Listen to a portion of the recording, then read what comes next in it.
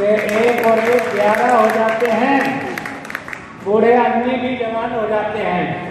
जवान आदमी जब सहारा देता है तो हमें अभी तक इतनी उम्र तक 65 ईयर्स ओल्ड यानी 65 साल का बूढ़ा कौन सी पार्टी को नहीं देखा, बहन जी को देखा, भाइयों को देखा, किस किस को नहीं देखा है, सब पार्टियों को देखा है। और क्या क्या नहीं सुना है, आप सब ने सुना है। कोई नई बात नहीं कह रहा हूं कि बताया गया काला धन हम लाएंगे। मुझे लगता है काला धन मेरी बीवी के पास ही था, सब निकल गया। बेचारी ने 40,000 रुपया जोड़ जोड़ के रखा था, सब निकल गया एक झटके में। मुझे कहती थी हमेशा, मैं मांगता था जब पैसा, बोलती थी जहर खाने को तो पैसा नहीं है, कहां से दूं। और जब ये नोटबंदी हुई, अचानक हमला हुआ, तो अगले ही दिन कहने लगी जरा लाइन में जाकर लग जाओ, 40,000 रुपया पड़ा है। आप सबके घर की स्थिति है, घर घर में क्या काला धन हमारी औरतों के पास ही था। जिन लोगों के पास था आज भी बरकरार है। क्या लौट के आया? नौकरियां मिलेंगी किसे? क्या मिल पाई? छूट गई। तमाम बेरोजगारियां बढ़ी है।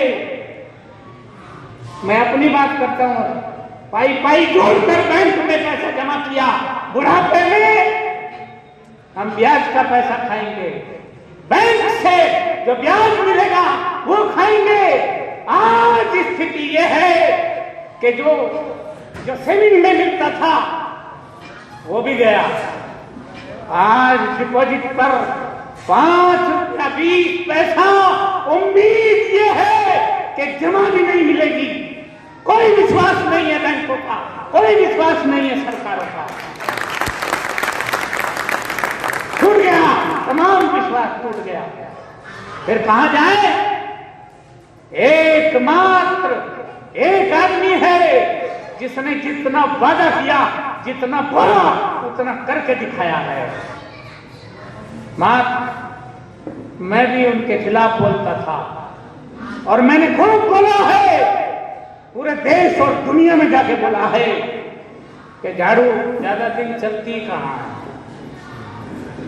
मुश्किल से 6 महीना, लेकिन झाड़ू चल रही है। झाड़ू चल रही है दिल्ली में, देख रहे हो, अपना अनुभव है आपका, झाड़ू ही चल रही है। लेकिन वो झाड़ू को जितनी सफाई करनी चाहिए थी, करने नहीं दिया जा रहा है। पिछले रास्ते से संविधान के खिलाफ आवाज धीरे धीरे हो रही है, प्रक्रिया पूरी हो रही है, काम नहीं करने दिया जा रहा है। लेकिन ये आपकी शक्ति है, आप ही तो हैं। आपने किसको छोड़ा? ये जनता है, ये लोकतंत्र है। किसको छोड़ा है अभी तक? जो भी आए तमाम धुरंधर, उन सबको बदल डाला। आपके हाथ में वोट की ताकत है, संगठन की शक्ति है। आओ हम इनके साथ, हमारे शकील मलिक जी के साथ, नवाब सोनी के साथ कंधे से कंधा मिलाकर हम आगे बढ़े। मेरे पास बोलने को 5 घंटे अकेला बोल सकता हूं भाई केजरीवाल के साथ। शहनाज हिंदुस्तानी, मेरा छोटा भाई शहनाज हिंदुस्तानी, दिल्ली में क्या, राजस्थान में क्या, बहुत दूर तक धूम मचा रहा है। डेली मैसेज मेरे पास सब फोटो आ जाते हैं। मेरा कॉन्टेक्ट बना हुआ है, इस उम्र में भी आंख न होते हुए भी बना हुआ है। कान कम सुनता है, फिर भी पूरा सुनता हूं। आपसे ऊर्जा मांगता हूं कि मेरे भाइयों को ऊर्जा दो। अध्यक्ष जी आए हैं, आपको नहीं मालूम किन परेशानियों के साथ हमारे मोदी नगर में ही, मोदी नगर से गुजर के आए हैं, मोदी नगर में ही फंस गए। और वहीं से ये कार्यक्रम लेख हुआ।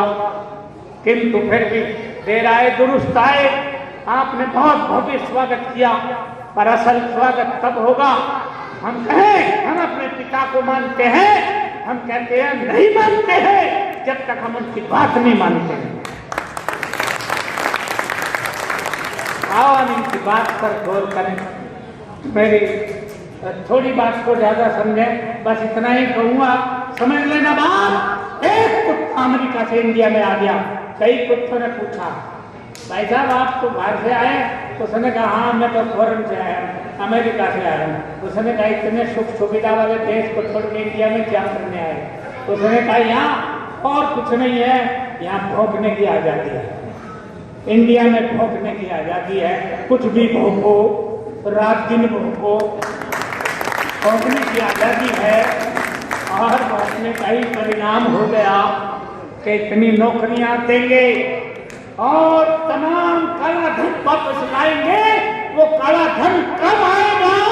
10 साल हो गए, कब आएगा? जब आएगा जब हम ही ना रहेंगे, किसके लिए आएगा? हमारी दिल्ली की जो बस में तमाम महिलाओं के लिए जो बस फ्री करी है, उसमें उनकी सुरक्षा के लिए मार्शल बैठाए हैं। तमाम तरह की जो योजनाएं अरविंद जी ने दिल्ली में लागू की है, उसका संदेश पूरे देश में जा रहा है। आने वाला समय वो आम आदमी पार्टी का है। उत्तर प्रदेश में भी आम आदमी का परिवार बहुत तेजी से बढ़ रहा है। अब तमाम पार्टियों को लोगों ने देख लिया है। कांग्रेस एक प्राइवेट लिमिटेड कंपनी है। इंदिरा जी, राजीव गांधी जी, संजय गांधी जी, सोनिया गांधी जी, राहुल गांधी जी एक प्राइवेट लिमिटेड कंपनी है। कोई ये कोई पार्टी तो है नहीं, आपके सामने दिख रहा है, एक परिवार की पार्टी है। कि इस सरकार, जिसे आप मोदी सरकार के नाम से जानते हैं, पूरी तरह से संविधान और किसान को खत्म करने पर ही सरकार तुली हुई। अफसोस और बेहद अफसोस की बात है।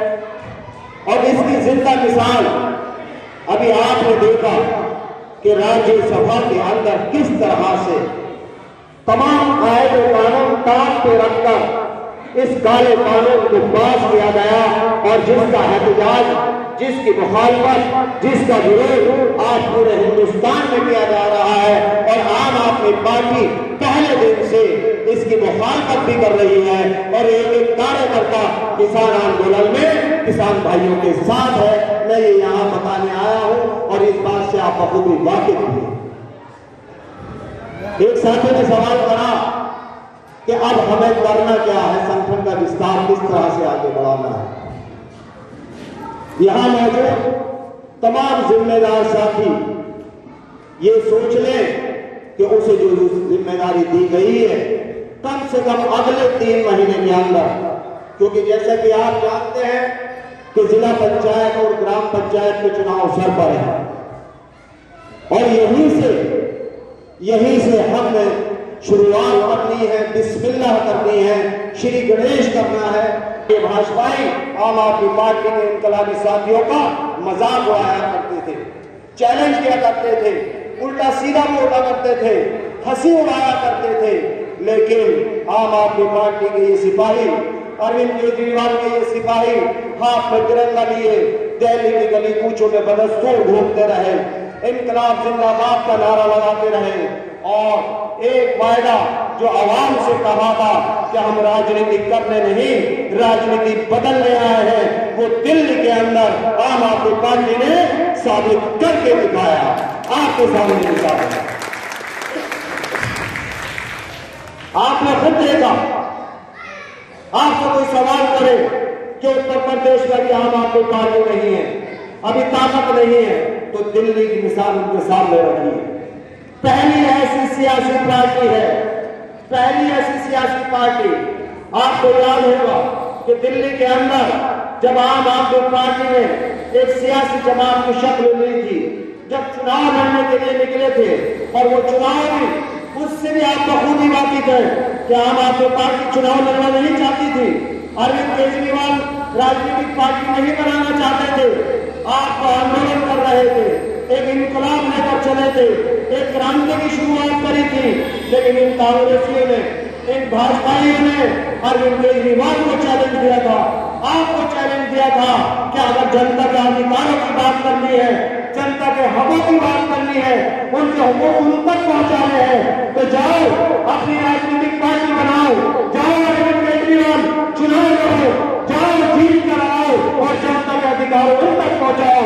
अरविंद केजरीवाल और आपने वो चैलेंज को कबूल किया, दिल्ली के अंदर चुनाव लड़ा, एक तारीखी सरकार बनाई और जनता के हक, उनके अधिकार उन तक पहुंचा कर दिखाए। ये तारीखी काम आपको दिल्ली के अंदर का याद है, आपको चैलेंज करना होगा, उस चैलेंज को आपने कबूल किया था।